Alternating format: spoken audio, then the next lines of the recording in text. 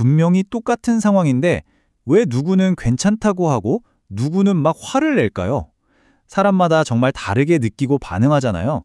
이번 시간에는 바로 그 이유, 우리 각자가 세상을 보는 고유한 지도, 그러니까 내면의 나침반에 대해 한번 깊이 탐험해 보려고 합니다. 야, 이 문장이 오늘 우리가 나눌 이야기의 핵심을 정말 아름답게 보여주는 것 같아요. 사람은 같은 세상을 살지만 각기 다른 우주를 걷는다. 이게 무슨 뜻일까요? 바로 우리의 타고난 기질, 그러니까 체질이 외부 세계를 경험하는 방식을 아예 바꿔버린다는 거죠. 진짜 신기하게도 같은 바람 소리인데도 어떤 사람에겐 시원하게, 또 다른 사람에겐 쓸쓸하게 들리는 것처럼요. 이런 경험 다들 한 번쯤은 있지 않으세요? 저 사람은 왜 저렇게 생각하지? 나랑 완전 다른 세상에 사나? 하는 그런 느낌이요. 네, 바로 그 지점에서 우리의 탐구가 시작됩니다.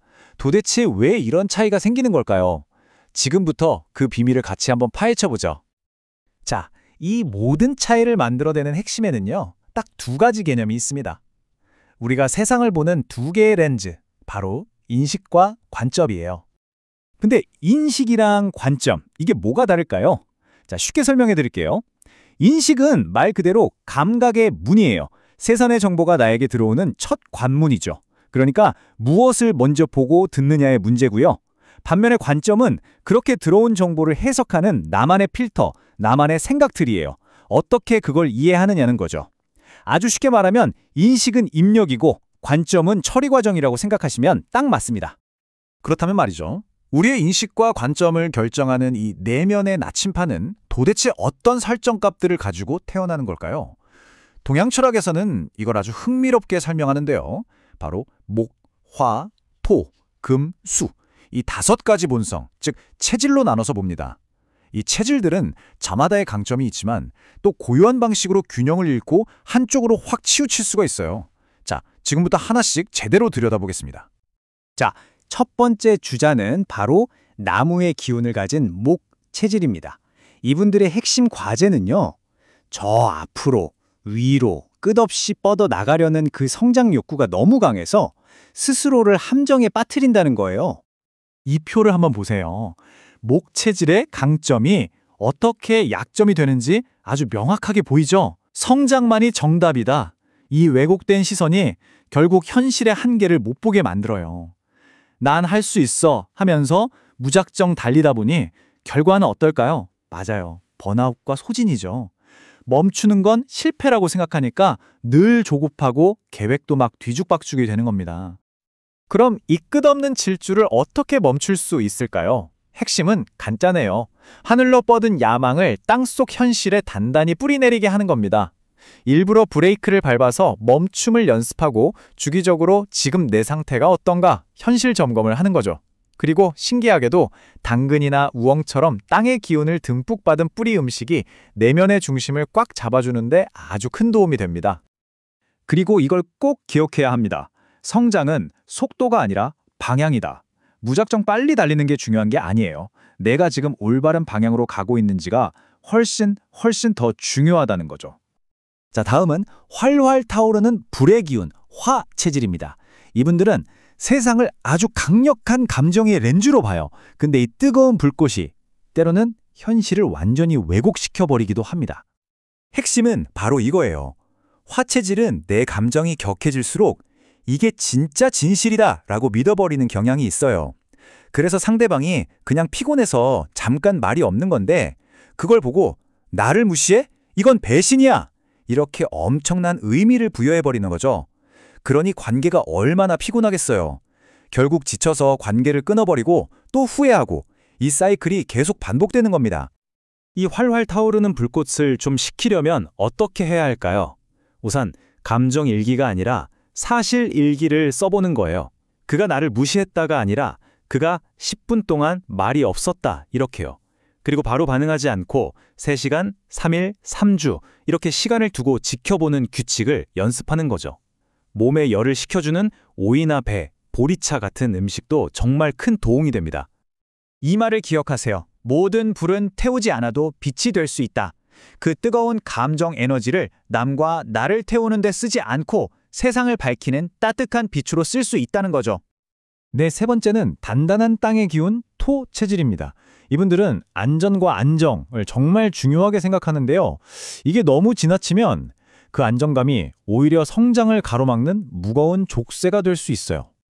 토 체질의 딜레마가 바로 이거예요. 안정을 너무 지키고 싶어서 모든 변화를 위험 신호로 받아들이는 거죠. 가능성을 보기보다는 이러다 잘못되면 어떡하지? 하고 위험부터 계산해요. 그러다 보니 분석만 하다가 날새는 거죠. 결국 분석 마비에 빠져서 아무것도 시작도 못하고 몸과 마음이 그대로 굳어버리는 겁니다.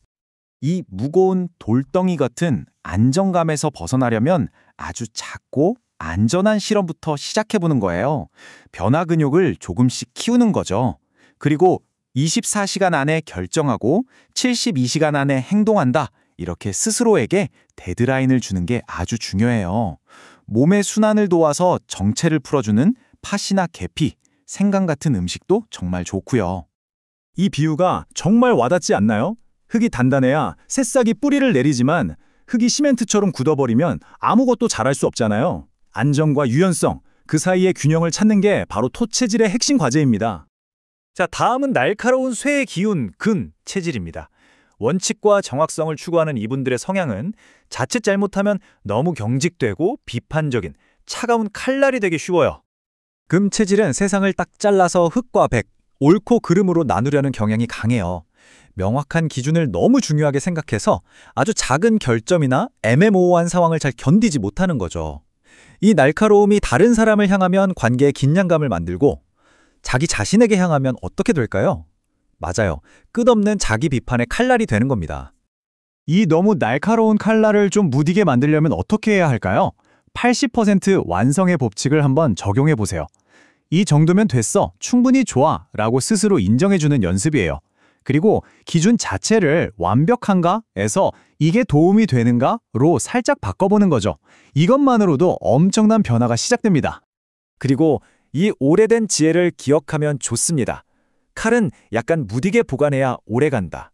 때로는 완벽한 날카로움보다 약간의 무딤, 즉 약간의 불완전함이 오히려 더 오랫동안 우리를 지켜준다는 사실을요. 자, 드디어 마지막입니다. 깊고 고요한 물의 기운, 수 체질이에요. 이분들의 깊은 통찰력은 정말 대단한데요. 문제는 그게 행동으로 이어지지 않으면 오히려 자신을 가두는 깊은 의심의 늪이 될 수 있다는 겁니다. 수의 체질이 빠지기 쉬운 함정은 바로 너무 깊이 생각하는 거예요. 본질을 꿰뚫는 날카로운 통찰이 어느새 끝없는 의심으로 바뀌어버려요. 신중함이 발목을 잡는 망설임이 되고요. 모든 가능성을 다 따져보다가 결국엔 걱정만 싼더미처럼 쌓이고 아무것도 시작하지 못하는 상태가 되는 거죠. 이 고여있는 깊은 물을 흐르게 하는 방법은 생각보다 간단하지만 아주 강력합니다. 바로 생각 3분, 행동 30분 규칙이에요. 생각하는 시간과 행동하는 시간의 비율을 의도적으로 바꾸는 거죠. 그냥 메모만 하는 게 아니라 당장 실행할 목록을 만드는 게 핵심입니다. 수태질이라면 이 문장을 가슴에 새겨야 합니다. 깊게 보는 눈은 움직일 때 비로소 지혜가 된다. 아무리 깊은 통찰도 행동으로 옮겨질 때 비로소 세상을 바꾸는 진짜 지혜가 되는 법이니까요. 자, 이렇게 목, 화, 토, 금, 수 5가지 체질을 모두 살펴봤는데요. 이제 이 모든 이야기를 하나로 묶어서 어떤 유형이든 적용할 수 있는 보편적인 내면 나침반 재조정 과정으로 넘어가 보겠습니다. 치유의 핵심 원리는 딱 이 3단계로 요약할 수 있어요. 첫 번째, 내 나침반이 지금 어느 쪽으로 너무 치우쳐 있는지 그 그림자를 정직하게 바라보는 인식하기. 두 번째, 그 왜곡된 방향을 아, 이게 아니구나 하고 의식적으로 바로잡는 방향 재설정하기. 그리고 마지막 세 번째는 내 체질에 맞는 음식을 통해 마음의 변화가 몸에 단단히 뿌리 내리도록 돕는 몸 정렬하기입니다. 결국 마음과 몸은 하나로 연결되어 있으니까요. 오늘 이야기 이 문장으로 마무리하면 어떨까 싶습니다. 한 사람의 운명은 그 사람의 인식의 폭과 관점의 깊이가 만든다. 결국 우리가 살아가는 이 현실, 그리고 우리의 운명은 세상을 얼마나 넓게 받아들이고 인식, 또 얼마나 깊이 있게 해석하는지 관점에 달려있다는 거죠. 자, 여러분의 내면 나침반은 지금 어느 방향을 가리키고 있나요?